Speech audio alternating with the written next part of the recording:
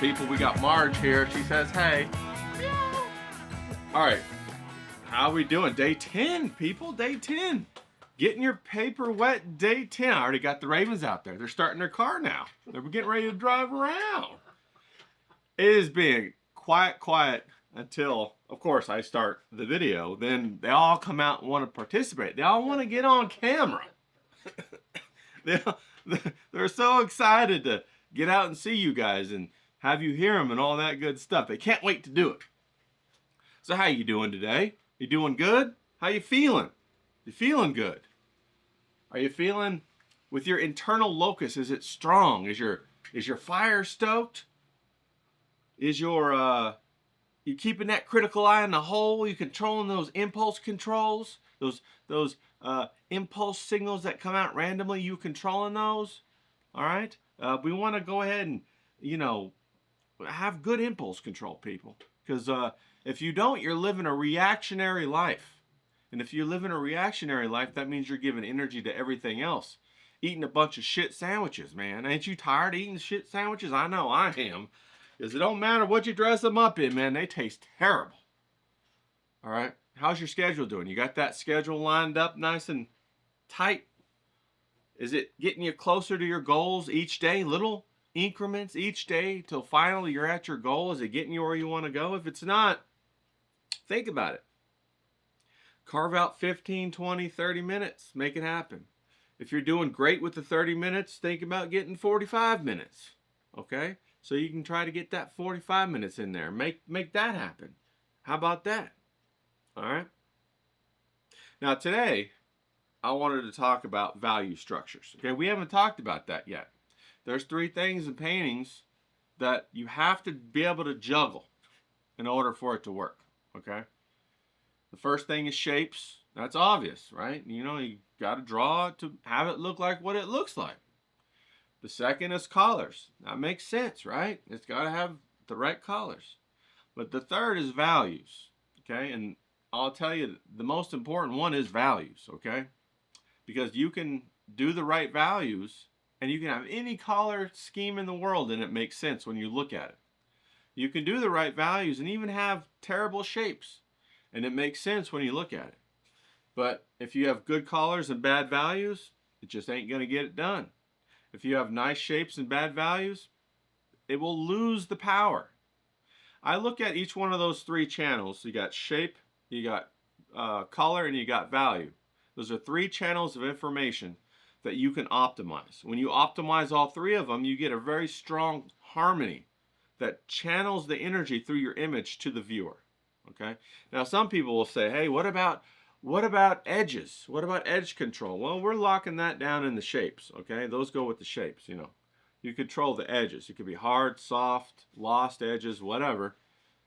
But we're going to go ahead and associate that with the shapes. All right. And for a fantastic image, you want to be able to juggle or optimize all 3 of those information channels perfectly to communicate what you want to communicate visually.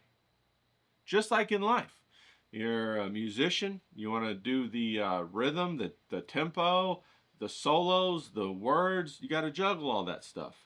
Or in carpentry, you know, you got to juggle the design, the finish, you got to juggle the way that the joints come together.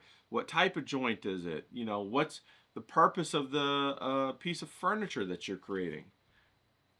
So if you think about those whatever discipline you're working in those different channels respective to the variables that are associated with that discipline, then you're speaking wisdom. Okay? You're speaking the language of wisdom, and you can understand everything if you understand one thing. You get what I'm saying, people? It's a pretty high-level abstract thought exercise to think about. Okay? All you do is change the variables. It's like a mannequin that just changes its clothes. Everything is a mannequin. It's just right now we're talking about the clothing of art. We could be talking about the clothing of music. We could be talking about the clothing of laying concrete, you know, of dressing marble or stone. You know, we could be talking about that. Hell, we could be talking about the relationships of men and women. You know what I'm saying? You know, speaking about that, women are typically exhibit relative values. Okay. Men typically exhibit absolute values. All right. Now, when we're talking about artwork, we're talking about absolute values. Okay. Because what we want to look at is the image and how it comes across to a viewer who knows nothing about you, nothing about anything. The only thing they know about is what they're looking at. Okay? And with the excuse me, with the value structure, we want to simplify it. Just like in anything, we want to simplify the shapes. We want to simplify the colors. We want to simplify the values. And then we pick which aspect that we want to add simple shapes on top of it and stack it and make it complex. We don't want the entire image to be complex, because then when you look at it, your eyes are overwhelmed and you can't discern which information is important. We want the image to tell the viewer intuitively what's important by the high value contrast. Typically with values, we let them know, hey, this is the brightest bright and the darkest dark. We put them together so it's the highest contrast, and that's where you're going to look first. You get what I'm saying, people? Same thing with the colors. We put the contrast of colors together to make you look there first. Same thing with shapes. We put the most dynamic shapes in one location so you look first. We have the perspective pointing into the direction that you want the person to look. And when you stack all of those up one on top of the other, all those channels, they all point in one direction to communicate to the viewer. And that's what you want. You want that. So how do you simplify values? Well, you simplify values by only limiting yourself to 3 values. Okay? First, you break your image into light and dark. That seems pretty easy enough, right? You make all your shadows the dark and everything else is the lights. And then after you establish that, you go back in and you add 1 midtone. That's it, 1 midtone. Now that's how you conceptualize it. Of course, if you're taking it past the sketch, you can then, break your darks into 3 darks, break your midtones into 3 midtones, break your lights into 3 lights. Now you have 9 values, right? Then once you get the 9 values, you can go ahead and decide which values are most important and where do I want the person to look, and then refine the values as you want. You can add thousands of values theoretically, I mean not physically, but theoretically, but it won't add any more significance to the image. You get what I'm saying? You can go ahead and take your values to infinite, but there's going to be a point where you're going to not have a rate of return that's significant. There's going to be a point where you say, okay, well, I'm going to put down 3 values and the person is going to be able to understand like 90% of the picture. If I put down 9 values, maybe they get another 5%, so we're up to 95%. If I add like 100 values, maybe it gets them up to 96, 97%. If I add 1,000,000 values, they get maybe up to 97%. So the first 3 values get you 90% of the way, and then the rest of the 1,000,000 get you maybe 7% more. You see my point? Also, when you keep the value structure rough in some areas, it allows for the viewer to use their imagination. It's like using the simplified shapes where the viewer can use their imagination.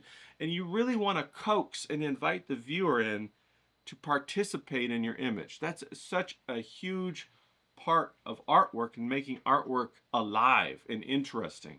If you answer all the questions yourself by doing all the values, all the colors, all the shapes yourself, hyper realistic, there's really nothing for the viewer to participate in. They just kind of jump in, they see everything, they say, okay, yeah, gotcha, and then they're gone. But if you leave questions in your artwork, they come in and they want to answer those questions. You kind of use their OCD against them, right? You leave little threads hanging off in your image, so they want to pull on those threads and they want to fix them, and then that drives them wild, and they can't stop looking at your image, and that's what you want. You want them to not really understand why they're compelled to look at your image from an emotional point of view. That's what you want. So that's what you want to do. So today we're going to talk a little bit about how do you go ahead and simplify those values. How do you do that? And we're going to do it with the watercolor.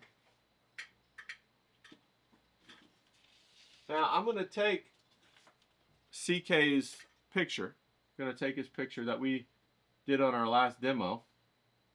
And we're going to go ahead and I'm going to break it down into three values for you. There we go. We're up there in the corner doing all good. So now we got, that's the one we did last time, okay, with the colors. Here's the one for this time. The same picture, right, people? Now I'm going to do it right here.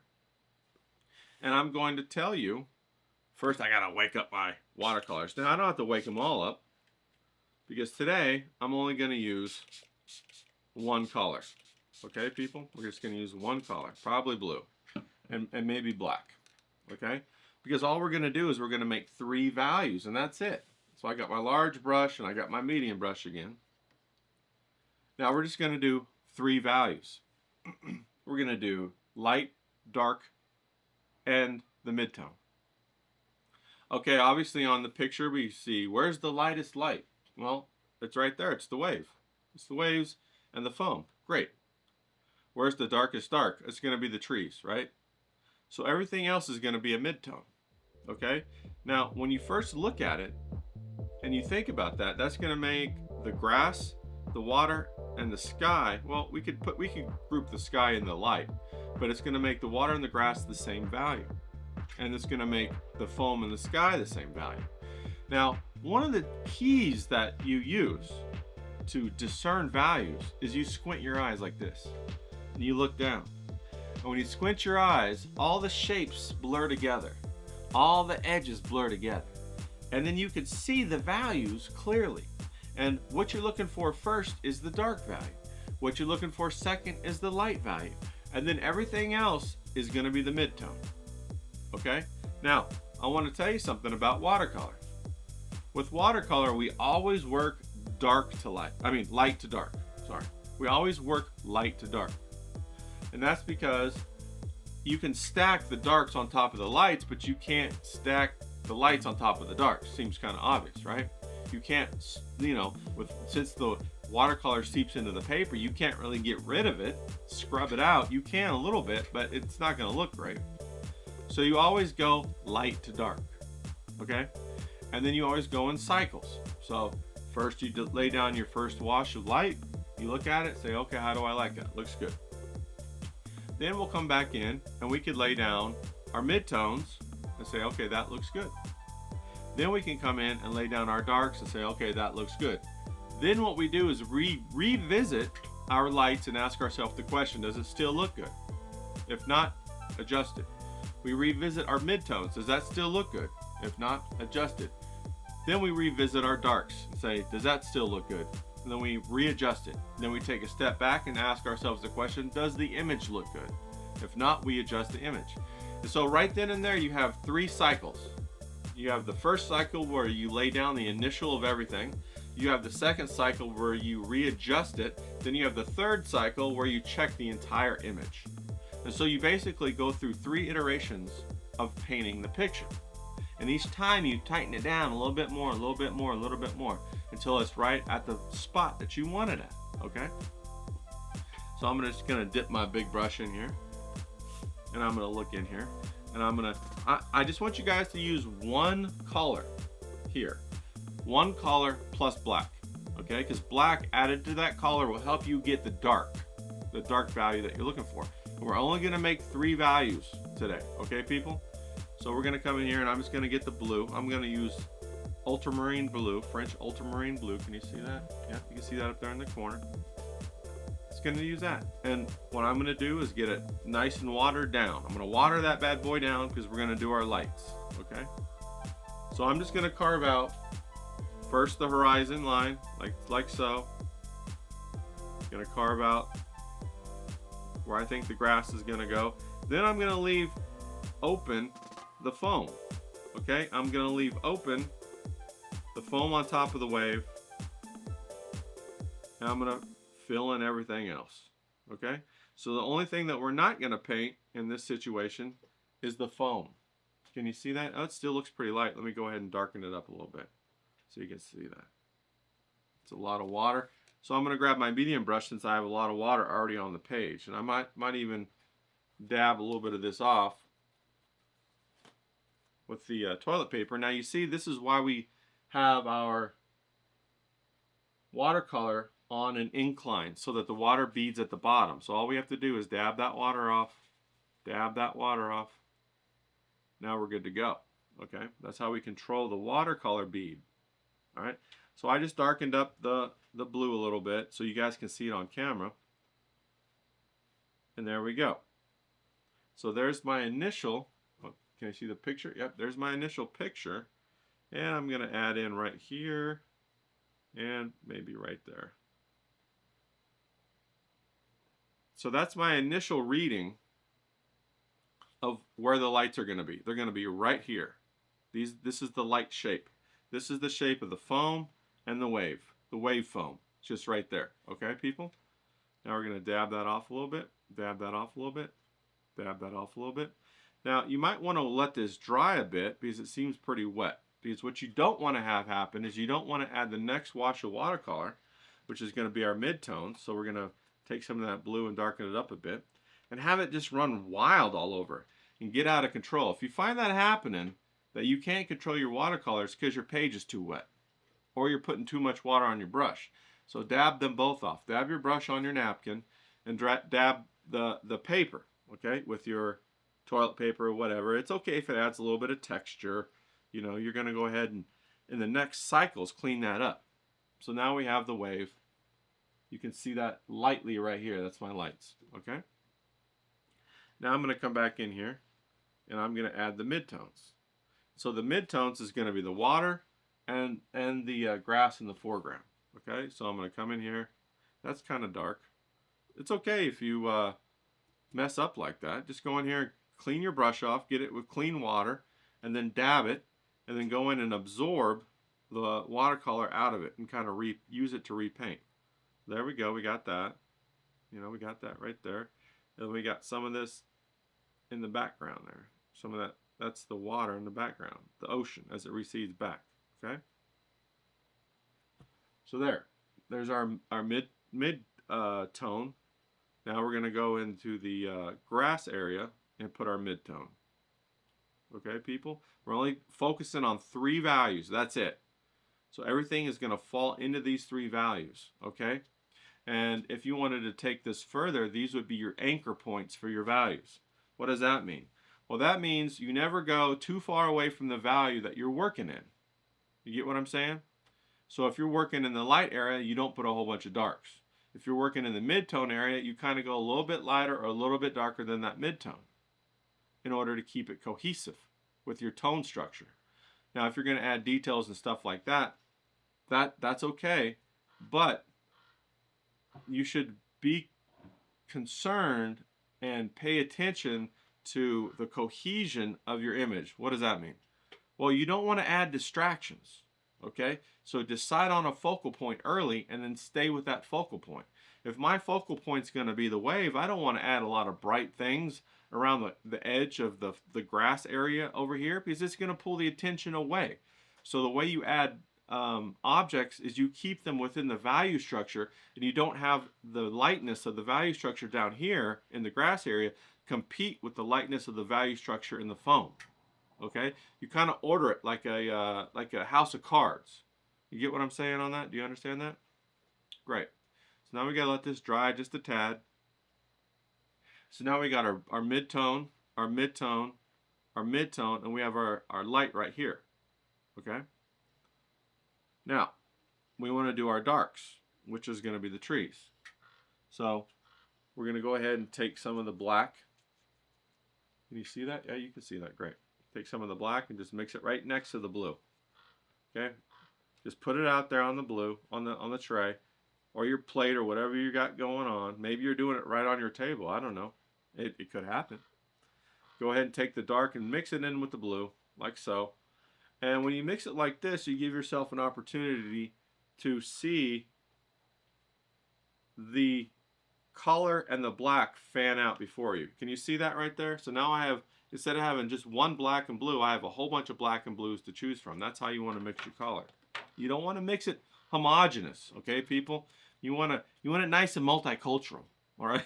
You want a nice selection to choose from. You don't want to always pick the same paint. It helps to add life to your painting, okay? So I'm just going to take some of this black and blue, And I'm going to come up here and I'm just going to put in the shadow real quick. Put in the shadow. Okay, and we're going to test it and see what happens. If it runs too much, see how it's running down the corner of my page right there and along the tape? You don't want that. You want to clean that up a little bit. So you just get your brush, you get it dry, and you clean it up. Now look, you can see how it's starting to run down like that. And if I let that happen, it's going to make a mess. We don't want a mess. See how it's already diffusing out into that mid-ground? You don't want that. So it's got to dry just a tad bit more. Okay? So you just clean your brush up, come back in, clean it up, clean up the shape a little bit, clean up those edges, and of course it's going to be a little bit white right there because I just absorbed the watercolor off the page. No big deal. That's what the last cycle is for, to fix up your image. It's no big deal. Just relax. See, everything is going to go in the right timing and the right process, and we're going to solve the right problems at the right time. That's what painting is all about. That's why I say it's a mental exercise. Because you get your thoughts together and you figure out which of the problems do I need to solve at which time. If you solve the wrong problems at the if you solve the right problems at the wrong time, it's still wrong. And that's how you end up chasing your tail like a cat or a dog on your image. And what do I mean by that? Well, once you fix this, then you got to fix that. Then you got to fix that. Then you got to fix that. Then you got to fix that. So you spend your whole time putting out fires instead of actually enjoying painting. You spend your whole time in frustration and just spinning around, spinning around, spinning around. And pretty soon, that frustration shows up on the page. Okay? And it's not nice to look at. And then you're sitting there and you're looking at something you just spent 3 hours, 6 hours, 9 hours on, and it looks like crap, and you're just pissed off. You're just like, what the hell did I just do? Why am I even doing this? And you don't want to do it no more, right? Then you break up with your sketchbook and you go on and you eat your candy bars and you go get your ice cream cones and you go get your whatever. And then after a while, you kind of try to make up with your sketchbook, but you didn't fix that thing in your mind where you got to order the thoughts. You have to order the process in which you solve your problems. That's what's important. It ain't nothing to do with the sketchbook. The sketchbook's just a mirror reflecting your thought process, reflecting the order of your thoughts. All right. So let's come on down here. Let's check this out. See what we got going on. Let me see if we can't put this in there now. Or see, that does a lot better. It's sticking. The shapes are staying in the place that I want them to stay in. You see what I mean? I don't know what happened to me up in the corner there. I disappeared. Let's turn that back on real quick. All right, there we go. So we go ahead and get that. Now what we're going to do is we're going to take this and we're going to put it in our tree. All right, so we got our tree right here. Nice fat tree. We got a thin tree right here. Now it's okay. Don't make the lines that don't all have to be all perfect. These are palm trees, people. Palm trees are kind of messy, right? They got their fronds hanging down and they got things going on. So don't worry about trying to make a perfect tree. The more you try to make things perfect, the less they work out. I'm telling you, it's like going on a date, right? You go on a date with a woman or whatever. The harder you try, the worse it turns out. And it's because there's that intention of trying to be perfect, that intention of stressing the situation out because your expectations are too high.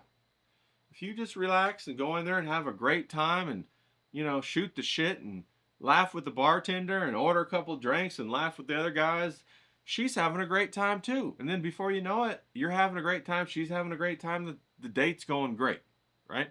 If you go into the date and you get a $200 dinner and you got to make sure it's set up right, you got to get the right table, you got to have the flowers show up, the expectations crush any ability to have fun. You get what I'm saying? You want to have fun. Fun takes care of everything. You go out on a date, it's fun, the girl likes it. Hell, you go out on a date, you sneak into a movie, you get her to grab a couple of those little shots from the liquor store, and you guys take a couple of those in the movie theater, so you're breaking the law, breaking the rules. Oh man, she'll never forget that. You guys had a great time, right? Then you run out and you go and you get yourself a couple onion rings and a couple of hot dogs from a outside hot dog restaurant. You eat sitting on a table as the cars drive by down San Vicente Boulevard in LA or whatever it is under the night. She'll never forget that. And it's not this big grand thing that you envision like a damn movie. Okay? Don't think like that. We'll come back down here to our trees and we'll talk about our trees now. It's the same way with our trees. Okay? We want to be that way with our trees, with our painting. We want to make it a joy to look at. Okay, people? So don't put too much into it. You know, don't make it so overwhelming. Then the more you relax, you'll learn where to push on and where not to push. You'll learn how to stretch those expectations and really entertain and delight somebody. That's what it's all about. We want to deliver that genuine desire. Okay? So now we just finished up our value section, and we're going to take a look and see how our values look. Okay? So we went and we did the light. We got our wave right there.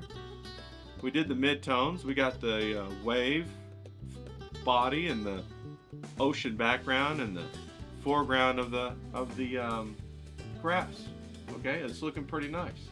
Now, one thing we could do is darken up that foreground just a little bit. Okay, now we are gonna stretch that midtone to another tone. Now I believe that's gonna add just what we need to make this image read right. Now that's how we call it. How does it read? If I just glance up at the image, does it look like what I want it to look like?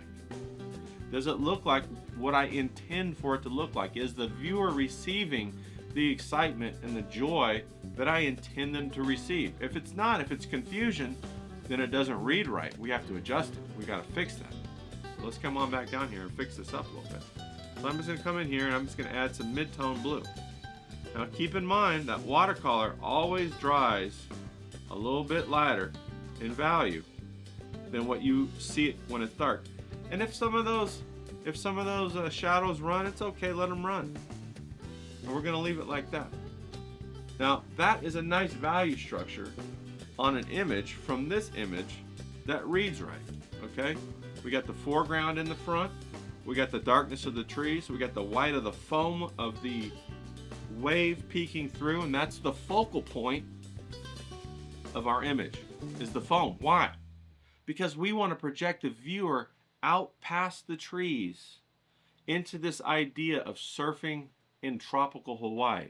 We want them to experience that and to imagine themselves out there. Okay? Now, CK did a really good job with this photograph because he already took care of the composition for us. Look at that. He framed up the focal point right in the middle of the page for us already. Isn't that beautiful? So we go ahead and we take his composition and we repeat it without even knowing it. Now, if you want to, you could take some of those people and just put them in there like that. Very simple shape. Very simple. Put their head in there. Put the one next to them in there. And they're just sitting there watching the waves. You know, I wish I could be out there watching the waves on the pipeline right now. That'd be great. Now that's a little bit of a bubble of water. We want to kind of get rid of that. So I clean my brush and I'm just reabsorbing the water. And that's what it's all about. Water management. Okay, people? And, oh yeah, I almost forgot about the hammock. We got to get that hammock in there, right? So let's go up there with our dark value again. Make a simple shape of a triangle. That's it. That's all we're going to do is make a triangle. There it is. Okay? And that's how you do it. Let's go ahead and take a look at it. You got to look right here? Take a look at it. That's it, people. That's your simple value structure. Then we come back up here to 1. Now, that's all I want you to do. Take images, break them down into the 3 values, and do what I just did. Use one color, and then for the dark areas, use that color plus black. And just have fun with it, okay? Keep it small. Keep it simple, okay? That's the key to success. After you succeed with the small and the simple, you can go bigger and more complex, okay? But if you can't succeed small and simple, you're only going to get frustrated big and complex. So keep it small and simple. Let's get out there. Let's have some fun. All right.